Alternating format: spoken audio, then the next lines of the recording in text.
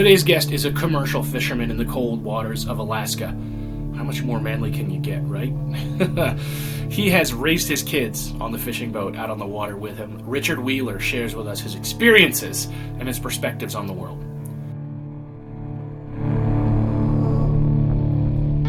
Are you ready to live life to the full?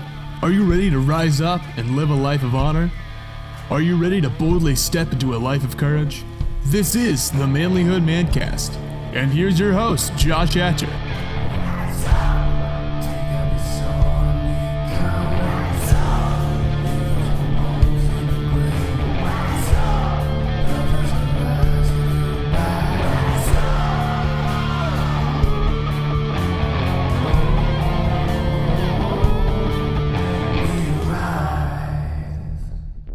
Gentlemen, welcome back to the Manlihood ManCast. I want to invite you right now to join the private Facebook group.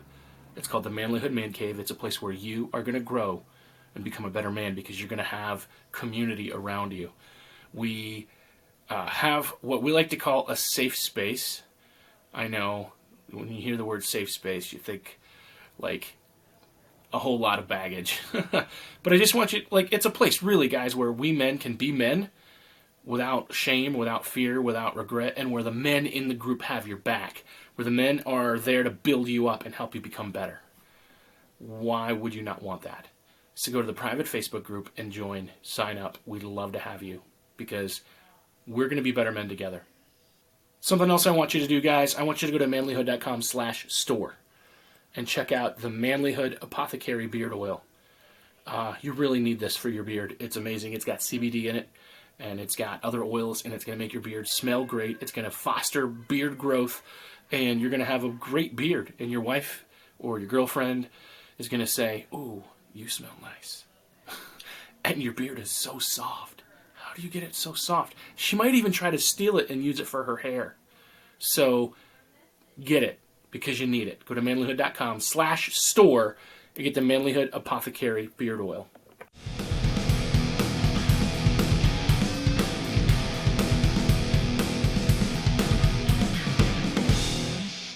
Guys, we invited Richard Wheeler to be on the show today because his career is a manly career. It is deep sea fishing on the Alaskan cold waters, and he's got a fantastic perspective on life and on the world, and I'm really glad to be able to have this conversation. So without further ado.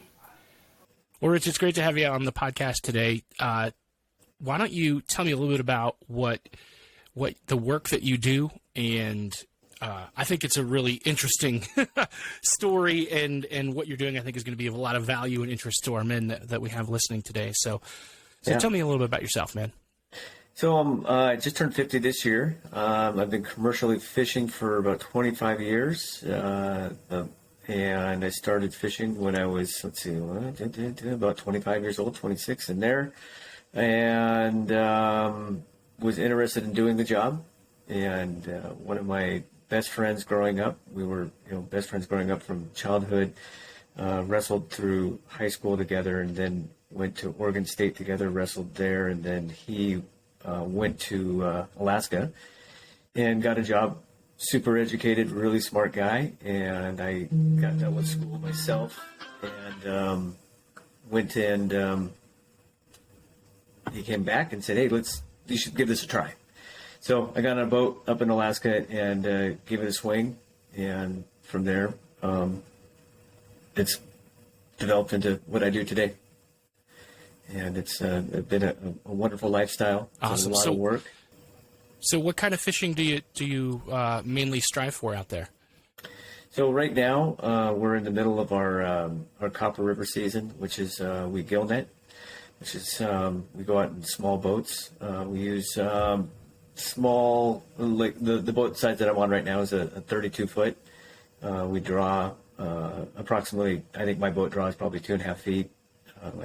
My boat specifically has twin engines, and I can I have about just about 700 horsepower, and I can go anywhere from I cruise about 25 knots, and top speed's about 32 knots, and so we're fishing anywhere from 300 feet deep to oftentimes I'm bouncing off the bottom, getting on the beach and fishing in the surf and playing in the waves.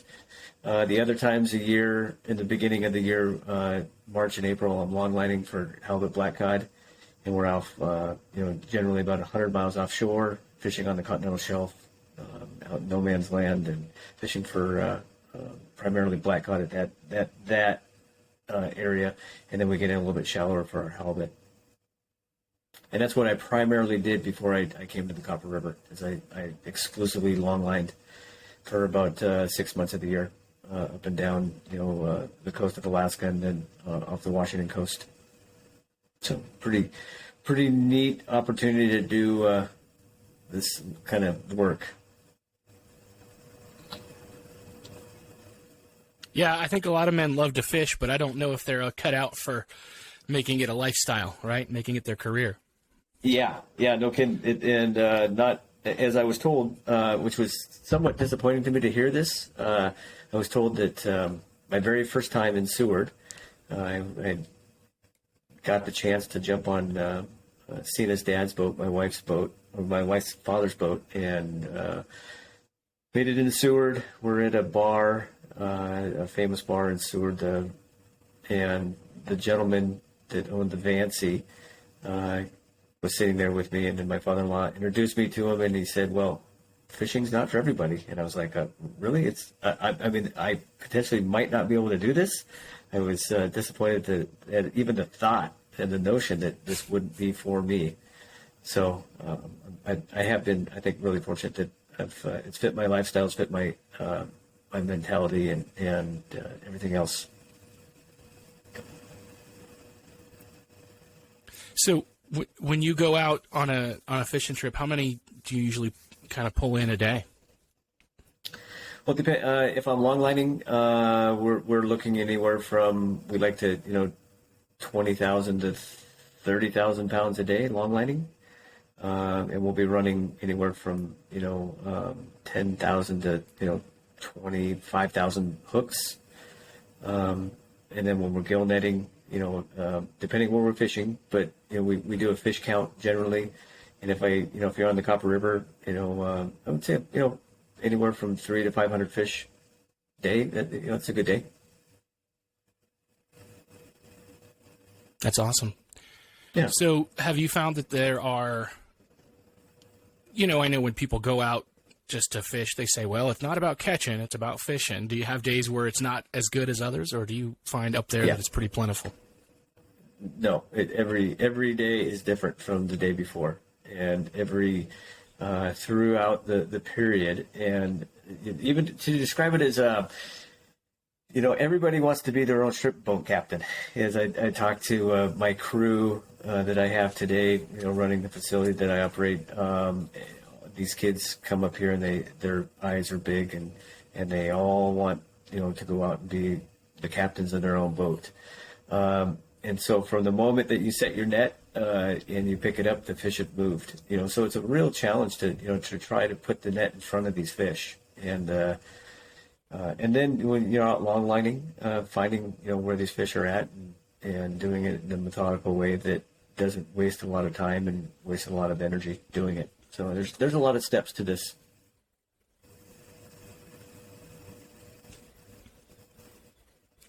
Yeah, I know here in where I live in Bradford, PA, it gets pretty cold during the winter, but I imagine it's probably even harsher up there in that part of the world. So generally, like when you're out in the ocean, it's a funny thing that, I didn't really pick up on it on my first couple years of fishing, but out on the ocean, it's different. You have this, it's not, during the times that I fish, it's not this frigid, cold Arctic air. You're not having, maybe early in the season you might get some freezing spray, and maybe towards the end of the season you'll get some freezing spray, but it's, generally it's pretty a temperate climate for the most part. And there's times it's cold, like, we'll come up here and you'll start fishing and Gotcha. You'll wake up in the morning and there'll be snow on the deck. But generally, oftentimes you don't really see a lot of rain offshore either. So it's, you'll get the winds, of course, and the big storms, but it's not something that's so, it's quite a bit different out on the ocean when you're deep sea fishing rather than, inland or closer to shore, I should say. When you go out and you're long lining in the deep sea, are you out for a long time, or do you just go out for the day? What does that look like? You're generally out. You want to make, generally about a 6 to 7 day trip. And here again, it's all about the inconsistencies of long lining is one, how many days it takes you and how much you're going to get paid.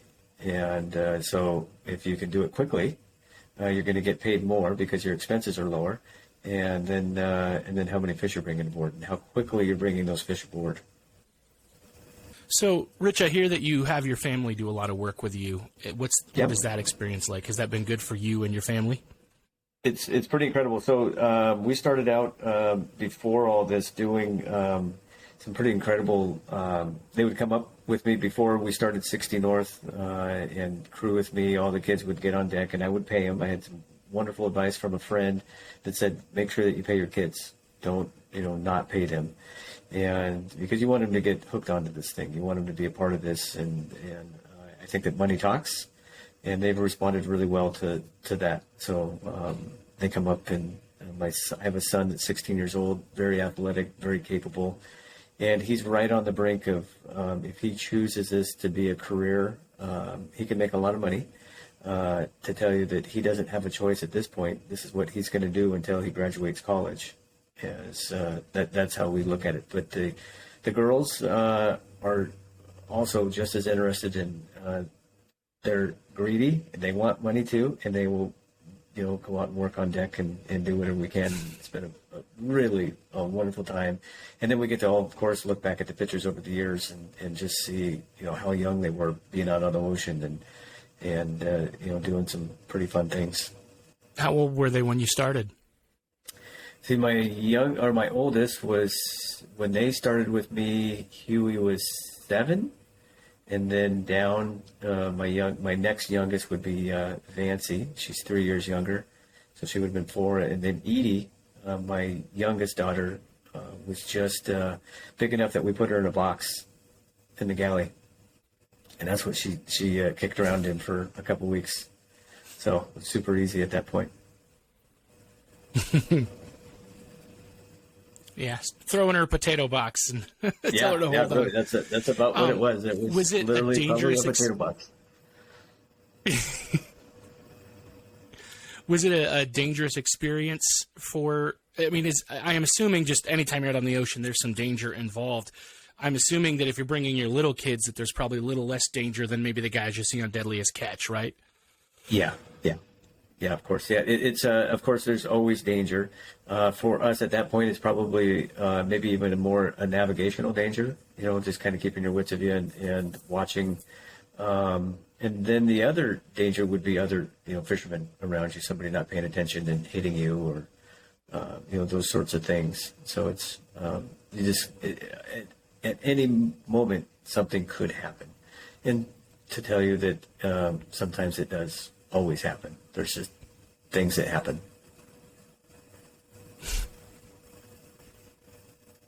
Was there ever a time when you had your kids out when you were concerned? Maybe some danger came and then you guys had to deal with it. What was that like? Yeah. Actually, we were fishing on the flats, and it was dark. And being out there, and these tides are running, and these fish come in on these tides. And I had my net out there, and I was getting sucked in. And I remember being in a position where it was probably not the nicest of weather, and we got sucked into a little soft tuck down in the flats. And I remember bouncing off the bottom. The girls and Sena were down sleeping down below, and we could feel, Sena knew that I was hitting bottom, and I was, it was one of these situations where I was really hoping I wasn't going to get washed up on the beach, because I was having a hard time getting my net back. And I think that I had Huey. He was big enough at that time. Yeah, he was, I think, about 14 at the time, and he was big enough to be a hand. And really, I needed him to help me, make sure I got my net back. And then navigating back out of really super shallow waters, trying not to run over anybody else's net. at the same time, and then I'd be dead in the water too. So tell me about your relationship with your family when you're working together. Has that been good for your relationship? Has it been a challenge? Of course, it's been great. I think that seeing both Sena and I work hard is a great example, and setting the expectations that they are to work hard themselves, and always great. We're not. It'd be like laying around drinking beer all day long. Laying on the couch that's probably not maybe the best example, but we do it the opposite way. We work a lot, we work hard, and Sena and I work together, and we work really well together. And having my kids on board, even working in the plant is nothing but pride and joy, because there is a difference. They work a little bit harder because they know that the expectation is set that much harder.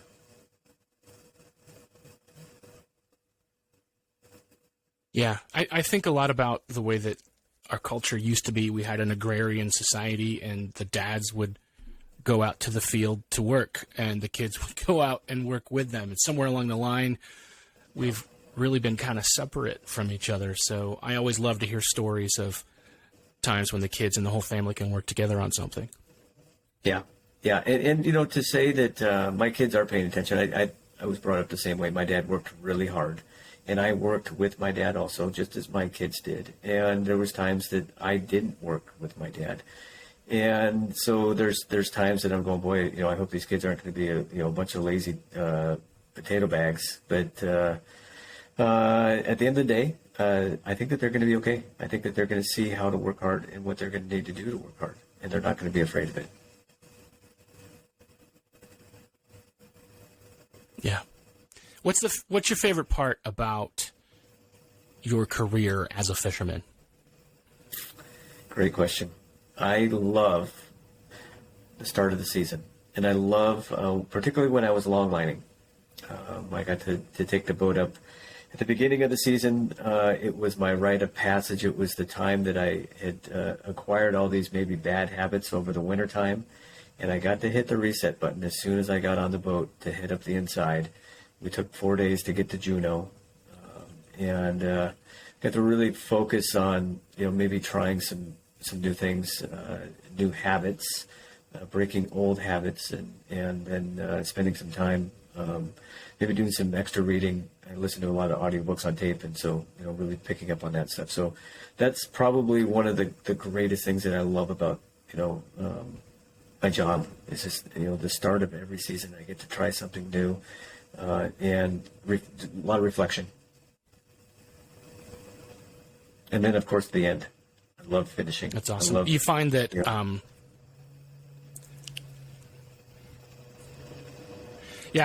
harvest is always good, right? When you can make sure the numbers add up, and it feels good to see how well it went.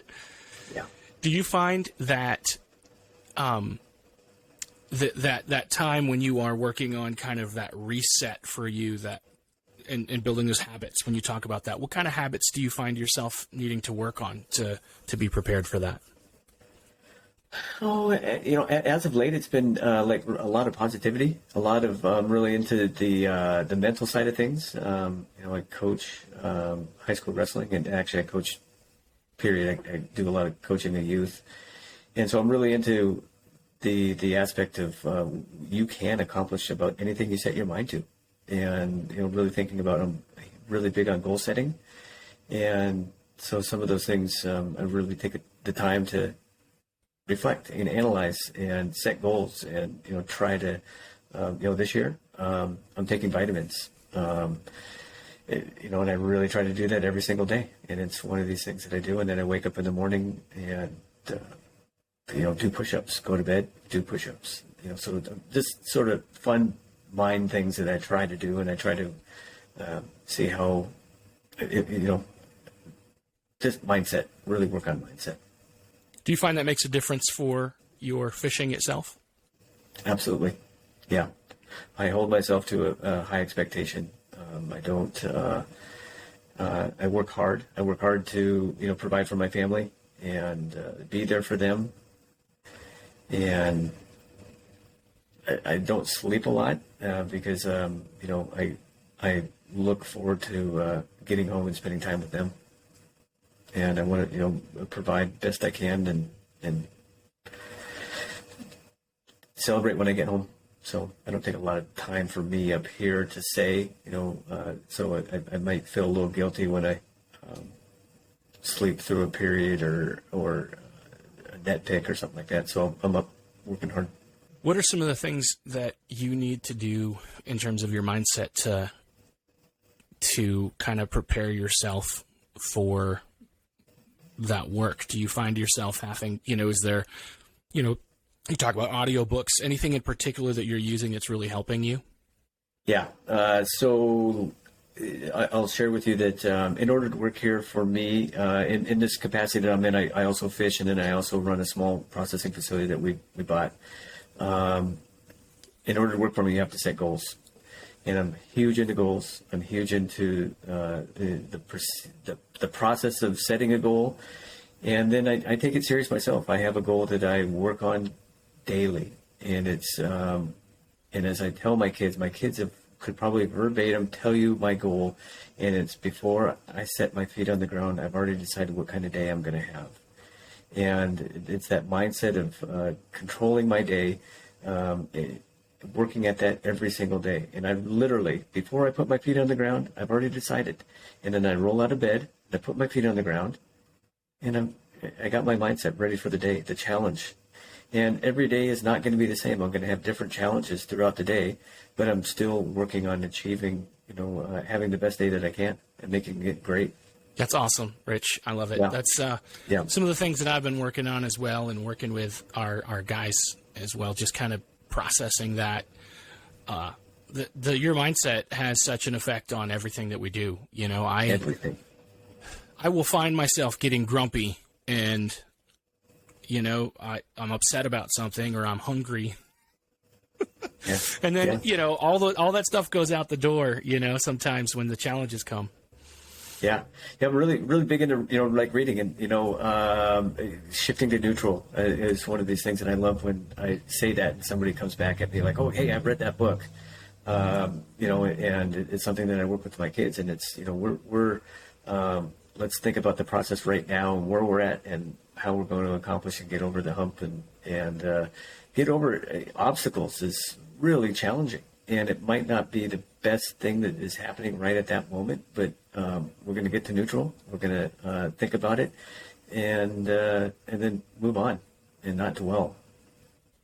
As I'm working, this is very personal, but I'm really working on this. My 10-year-old is huge on this. Both of us are very similar in mindset, and we tend to hold on to things a little bit too long, and maybe grind on them a little bit longer than we should, and really getting to that point of releasing and then moving on past it. Yeah. What are some of the books that you've read that have helped you in this work? Oh, it takes what it takes. Chosen Suffering. What it was, 10 Rules of Resilience is another, just real positive, it's okay to do, hard things, and you can do hard things, and you can challenge yourself to do hard things. Trevor Moab is, great author that, he passed away here recent, and anything that, I've read both of his books, and that was probably single-handedly the most influential book that I've ever read on me personally, just really working on my mindset. That's awesome. Do you find that it makes you not only a better fisherman, but it makes you a better husband, better father? Yeah, absolutely. Always striving to, be better, and not accepting mediocrity, and being, analyzing myself, just kind of always keeping, not getting too far off track. Yeah, it really helped me. Richard, what do you guys do for fun out there in Alaska? I'll tell you, that's probably the one area that we have really lacked, quite honestly, is going out and enjoying the scenery. It's because it's just, and it's probably my fault, because when we get here, I work because I feel so guilty being up here without my family. that I haven't taken a lot of time to go do a lot of fun stuff. When they do come, we try to go out and at least do something fun while they're here. One neat adventure. And last year was a bucket list deal. We took the boat out to Kayak Island. If you went and looked at a chart of Alaska, you'd see the Gulf of Alaska. And then if you're looking at Prince William Sound, there's an island that jets out off to the right-hand side. And we drove the boat out there and then circumnavigated the island. And it just did some unbelievable beachcombing, saw some really cool stuff. And all while off in the distance, I could watch my son on another boat, long-lining, so it was pretty cool.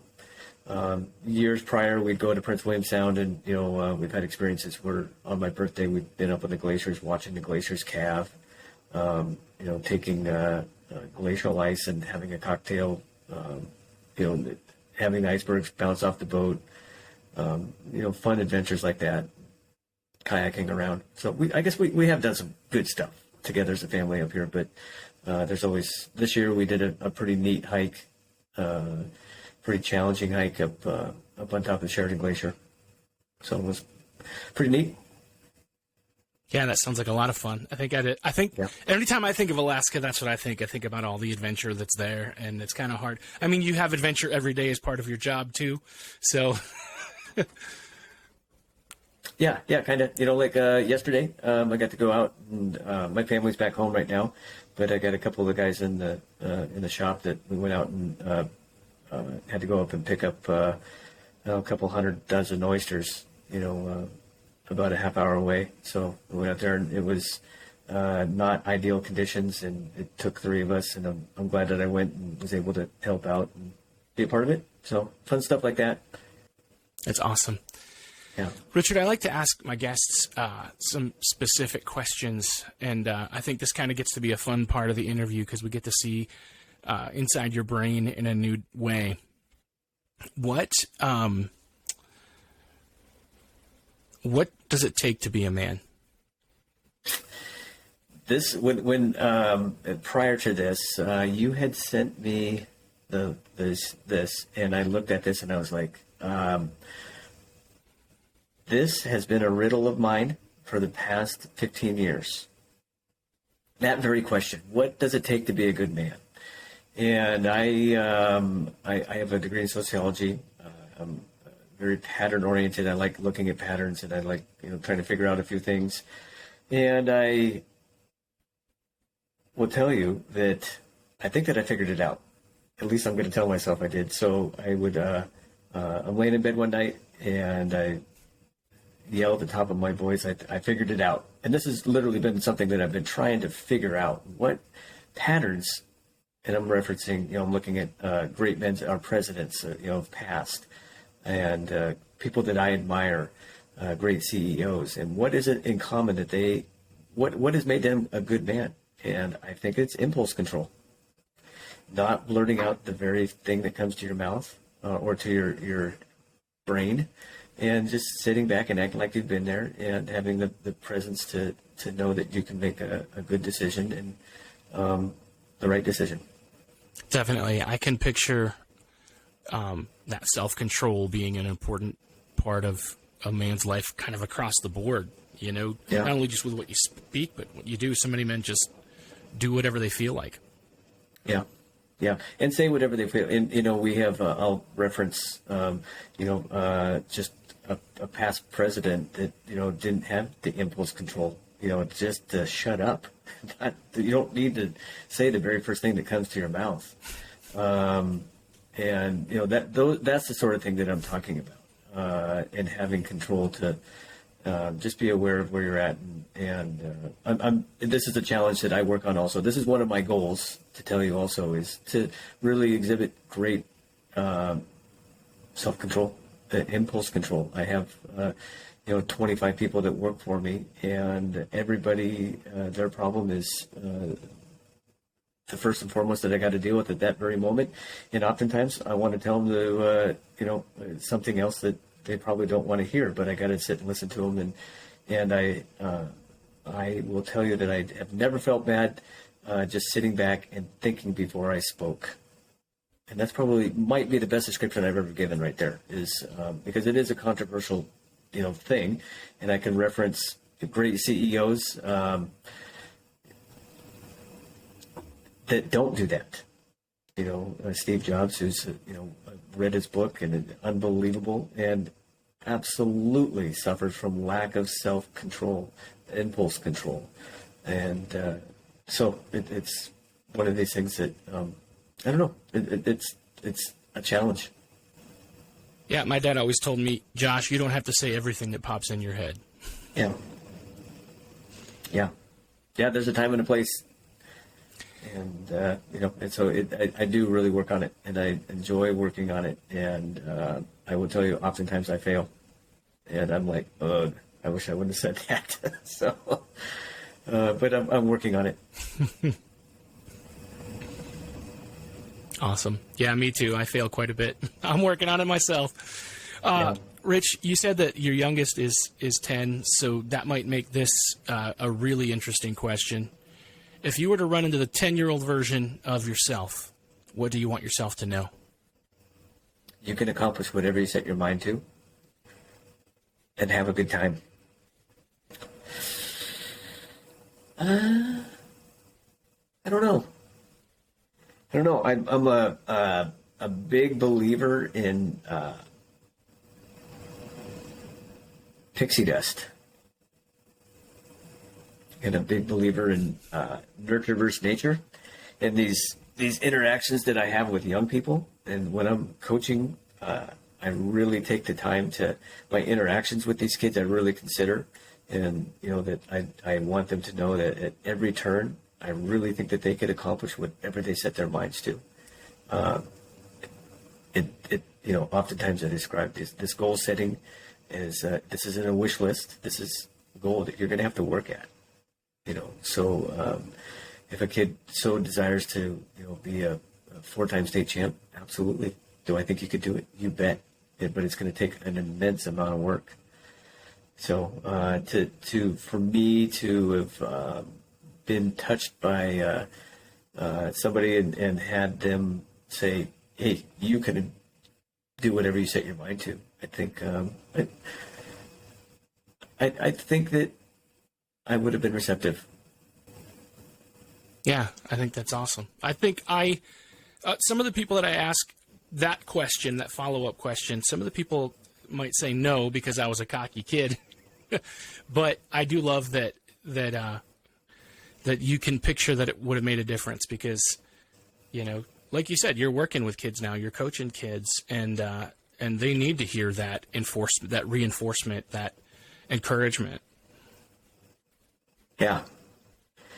And, literally, I really do take interactions with these kids. It's serious. I mean, it's because there's that one opportunity that you might get that you say the right thing to that kid that, it's the rocket fuel that they need to be great, and they're just missing something, and it's just I think that I was real fortunate to have some people in my life, my younger life, that really tried to help me along that way, and it wasn't until I got older that I even really realized that I can do whatever I set my mind to, and far more confident than today than I was even at 45 years old and, on down the line. I mean, at 50 years old, I feel great.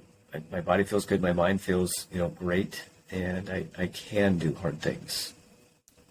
Yeah. I love that you're passing it forward too, paying that forward to the kids that you're working on because, I think we have a responsibility to make sure the next generation knows what they need to know. I think there's a lot of people out there that haven't been told what they're capable of. Yeah, I think that we've really we quit parenting. I have a saying that there's only good kids and shithead parents, and I think that that resonates a lot with people because when my kids act up, and they do, and they are shitheads, they're only magnifiers of me. So what am I doing at home, to let them think that sort of behavior is acceptable? And I love my kids immensely, but they all are aware that I'm their parent. I'm not their friend, and it's hard. And parenting is difficult. But I will also say that my kids are being raised to be winners too, and I'm not afraid to say that. And I challenge each of them to be winners, and they'll be winners. Whatever they choose to do it in. But I expect good, productive humans. Yeah, that's really the whole goal of parenting, is to raise productive humans that can continue society. Yeah, isn't it? It's a crazy to say it's so simple like that.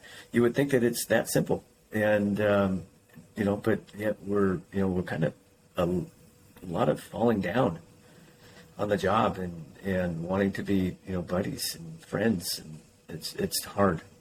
And I love my kids unconditionally, and it's hard to be that parent that has to say, no, I'm sorry, you don't get to do that.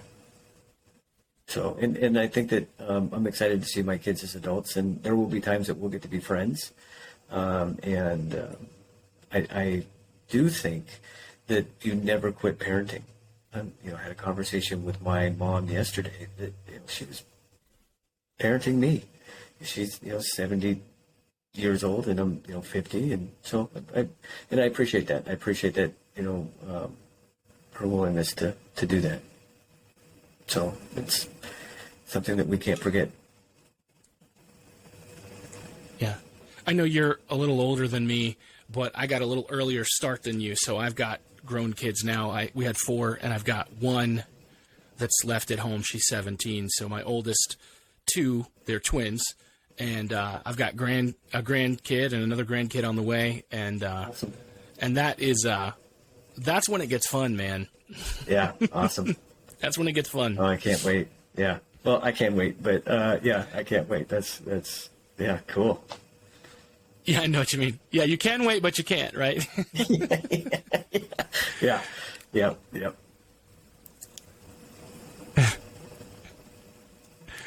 So, the next question I like to ask all my guests, Rich, is what is your best advice for the men that are listening today? Ooh, be the best man you can be. And I'll tell you this, set goals and follow through with them. And love. Be compassionate. It's, I think, something that we're missing in our society today is the example of a good man. For some reason that, we're just not seeing it anymore. And there's a lot of really, really good people out there. A lot of really good men out there that need to be propped up and shown off to as examples to you and I and to our young people. Yeah, for whatever reason, the ugliest and the loudest get all the attention, and the good men are usually the quiet, soft-spoken ones that aren't in front of everything. Yeah. And those are the ones that we do want those people out there and propped up. And if I had to go back and do my career again, I would go in education. I really enjoy working with young people. I think it's the future of our world, our country, our society, our communities, and I think that they're missing good examples of good people and good men. And there's a lot of reasons why that is, because you've got a lot of fathers who've neglected their jobs. You've got a culture that doesn't seem to give honor to anything that has any value to it. It's all just nonsense. So I definitely can agree with you there, man. Yeah. It's a crazy world we live in right now, and it's hard to navigate, and it's hard to do right, and it's just hard to follow through. and have that fortitude. And there's a lot of obstacles in our way, whether it's drugs and alcohol. And I see this every day, and it's, I've really changed my perspective on those sort of, things. It's hard to be a good man, as it's hard to be a winner, and it should be. So, there's guys that do make it look really easy, and I don't know. I strive every day to be the best that I can be, and some days I don't. Well, and like you said, you strive every day to do hard things. Yeah. This job that I'm in right now is hard. It is really, really challenging. Got to wake up every day and deal with a lot of things that that might not be the most concerning to me at that very moment, but it's very concerning to the people that that person that is challenging a drug or alcohol problem, and I need them to go to work, and but they've been out all night on a bender, and so there's a lot of challenges and a lot of rewards also when you have somebody that picks up on some of the things that you've been laying down, and they want to better themselves, and they do it. There's nothing more rewarding than that. Nothing more rewarding than seeing one of my kids set a goal and accomplishing it. Yeah, I love it because I think in your job, those leadership skills that you've acquired, in a lot of ways, you've got more kids than just the ones you've got at home. The kids that you coach, you've got your people that you lead at work. Yeah. Yep. Yeah, daily. It's, I don't view myself any more special than anybody else, but I definitely have a skill set and the mindset to do this job. And I feel really fortunate that I've had the opportunity to go fishing and have a lot of solitude and a lot of time to think and to, form myself into the person that I want to be. And it's always a evolving evolution of trying to be the best person. But one of the other things I would elaborate on is on advice is not always saying no, and that you can do it, and you can do interesting things, and don't be afraid of success. This is something else that I say. It's kind of a silly little thing, but it's the truth. It's, that you can do it. Do not be afraid of success. My kids all hear it. When we started, my business partner and I started 60 North, it was just like, well, let's not be afraid of success. What's the worst that could happen? We could win. So, I don't know, but positive mental mindsets. Richard, I've got another fishing question for you. Obviously, you're out there putting lines and bait out for cod and halibut. Do you ever catch anything weird? Yeah, sometimes. We had one season off the coast of Washington that we just caught a ton of blue sharks. And on every hook, there seemed to be a blue shark. And they would either, what you don't want them to do is take the hook on the way down, because then they get down to the bottom of the ocean, and as you're setting for black cod, they'll spin themselves up into a tight ball, and then as you start, and then of course drowned, which is awful. But as you're bringing them back up, and their teeth are so sharp that they just start parting the line. So you're hauling up miles of line, and you got all these sharks along the long line, and it's just parting, which is real annoying. We brought up, things from World War II out in the Strait of Juan de Fuca. You bring up, we one time brought up a Rainier beer can down, where were we on that? We're, I think, out the Seward Gully in Alaska here. Brought a beer can up, caught it by the tab, and we brought it up, put it on deck, and out comes a little octopus. Tiny little octopus, and that was pretty neat. That is pretty neat. That's a really cool story. Yeah, then you're, of course, up in the, up fishing in Alaska, and we'll catch a, pomfret, some tropical fish, the occasional, whatever the La Nina or El Nino, whatever it is, the blob is running around, or you'll catch a tuna, out there or something, and it's something that shouldn't be, and you do, which is unusual. Or you'll see, something floating out in the ocean from Japan. One time we were all convinced, the entire crew of 5 grown men, 100 miles offshore. We're on the continental shelf at this point. We see this. It looked like a UFO, and we were convinced it was a UFO out in the ocean. And you could see it from a ways away. It was a flat day, and we took the time to go drive up to it. And it was just a big ass piece of styrofoam.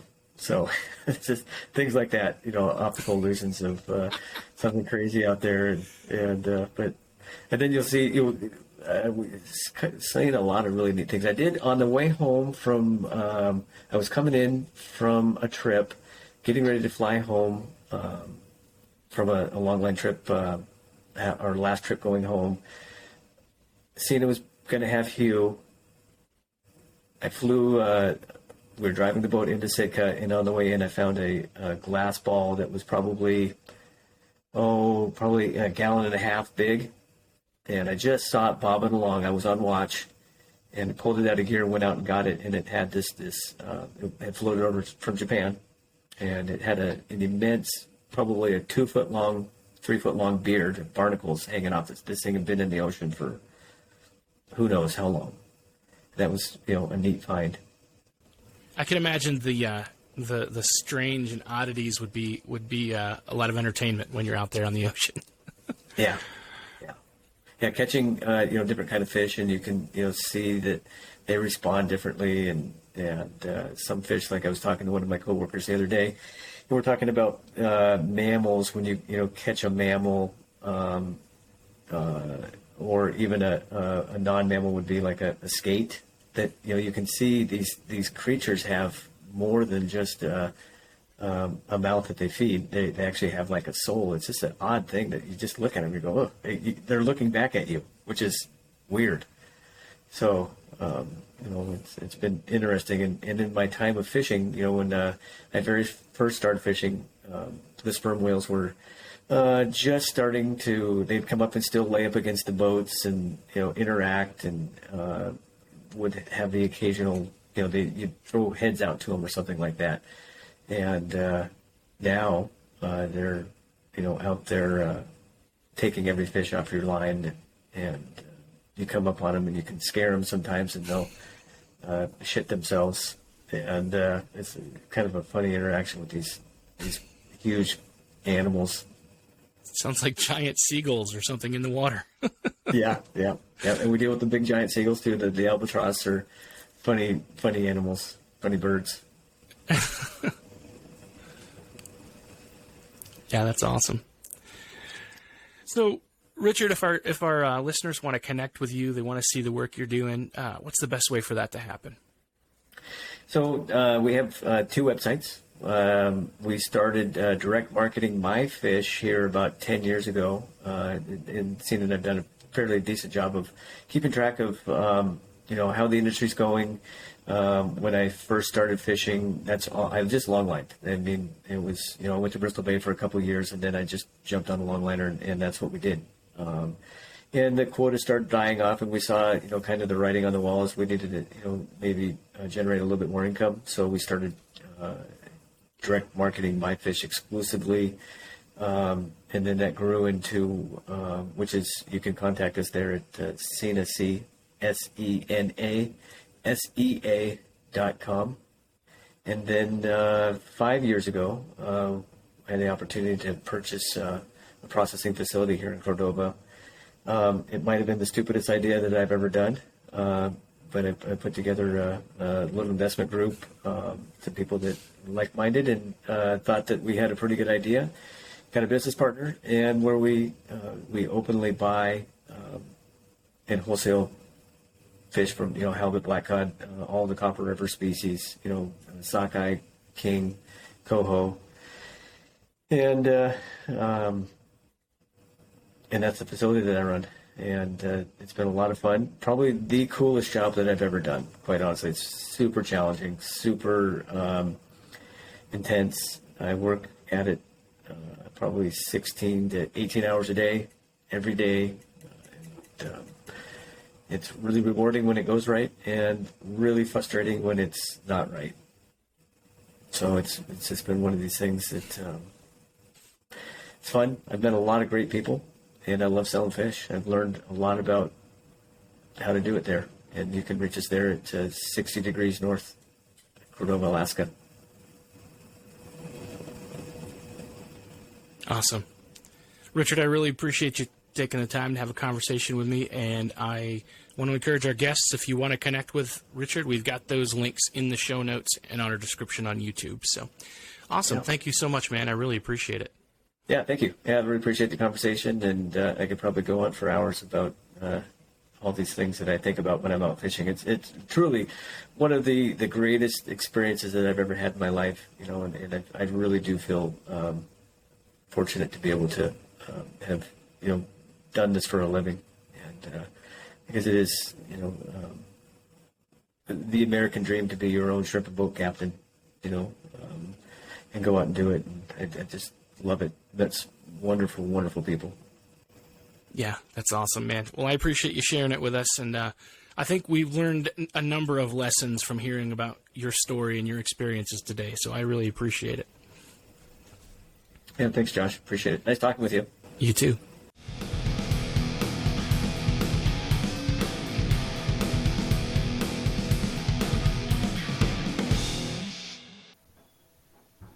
Richard, it was great to have you on the Manlihood ManCast today. I really appreciate your perspective.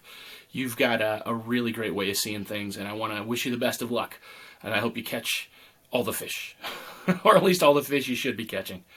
Gentlemen, if you want to check out the work that Richard is doing, make sure you check out the links that we've got in the show notes, because it's pretty cool. And guys, I just want to remind you again, you can get our beard oil, the Manlihood Apothecary Dirty Beard Oil, made with CBD, at our website at manlihood.com/store.